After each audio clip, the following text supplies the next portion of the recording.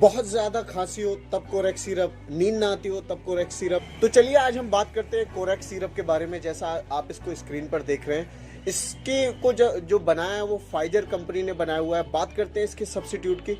जो इसके अंदर दवाई दे रखी है वो dexamethasone hydrobromide and chlorpheniramine maleate cough syrup है। बात करते हैं इसके इस्तेमाल की। ये ड्राई कफ सिरप है। अगर आपको बहुत ज़्यादा खुश्क खांसी हो रही है और आपका नजला है, जुकाम है, सर्दी है और आपके गले में खराश हो रही है, तो ये सिरप उसके लिए बेस्ट हो सकता है। बात करते हैं इसके नुकसान की। नुकसान ये है कि अगर आप इसको बहुत ज़्यादा क्वांटिटी में लेते हैं तो इससे बहुत ज़्यादा नींद आएगी। बात करते हैं इसकी MRP की। जो कंपनी का गिवन प्राइस है वो 120 रुपये है। बहुत ही आसानी से आपको 110 रुपये में किसी भी मेडिकल स्टोर पर ईजिली अवेलेबल हो जाएगी।